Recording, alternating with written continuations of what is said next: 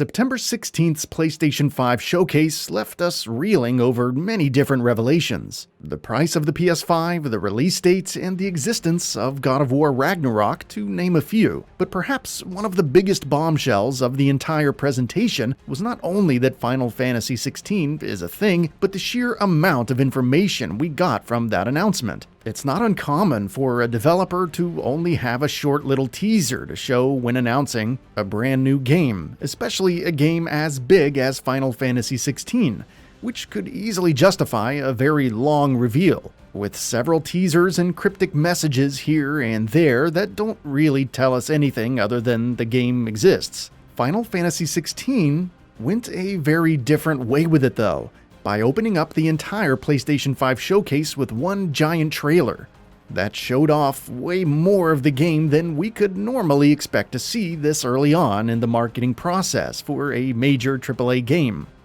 As a result of this decision, we have a lot of information to work with, and we're able to draw a lot of reasonable theories from the information that we were provided in the trailer. Surely more information is sure to come in the coming months, and at that point, some of our speculations may prove to be obsolete. But from what we can see in this trailer, there are lots of things we can read into it and expect from this upcoming massive Square Enix game. One of the things that the trailer revealed to us is a complete change in tone for this game. While some form of magic and supernatural abilities definitely seems to be present here, Final Fantasy XVI definitely seems to want to take a more realistic approach to many of the elements that the series otherwise wouldn't. Landscapes, buildings, and character designs are far less flamboyant than what we are used to from the series. Aside from all of the jumping around and magical swords and giant marauding beasts, the things that you see in this game don't seem too far removed from a place and a cast of characters that could potentially exist somewhere at some point in time. While this approach might not be the cup of tea that longtime Final Fantasy fans are expecting from the series right now, it could also prove as a nice change of pace for the series that could reinvigorate interest from old fans, as well as bring in new ones at the same time who might have passed up on several of the previous games. It almost has a similar fantastical version of folklore that went so well with Dark Souls. Although, of course, it seems much more open to streaks of JRPG stylings that we've grown accustomed to over the years. Only time will tell if the story remains as grounded in reality as many of the aesthetic decisions seem to be.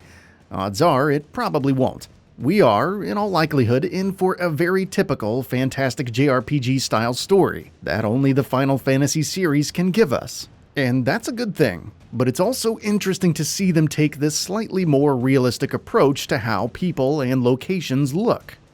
On top of that, we're also seeing a lot more blood and violence than we would normally see in a Final Fantasy game. That's not to say that previous games haven't dipped their toe into that particular body of water before, but something about the way this game presents itself and its combat seems to indicate a dedication to realistic violence and the damage that someone can take when a giant sword slashes through them or stabs into them. It's tough to say how it will go over with fans in the long run at this point, but if nothing else, this particular style of Final Fantasy XVI will make the game stand out among its predecessors for a very long time. Speaking of the combat, it does seem like there will be lots of floating in the air for far longer than makes any physical sense. Although here, with the damage that the enemies suffer through, and the added horsepower of the PlayStation 5, it's probably going to look and feel very much like its own thing when all is said and done. If Square Enix can tweak it just enough to make it feel a little bit more like its own thing, when relying on the pillars of what has been done in the recent past, they could be well on their way to one of the better combat systems in the entire series.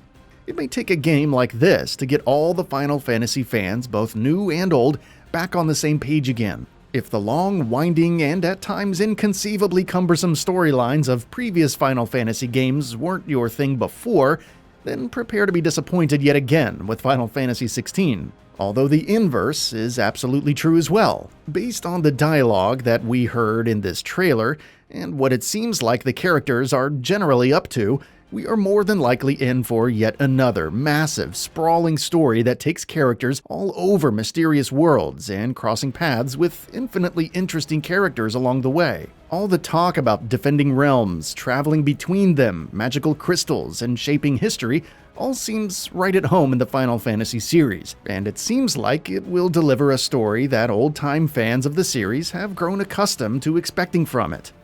Given that this will be a console exclusive to the PS5, one could easily assume that it will be optimized for that platform.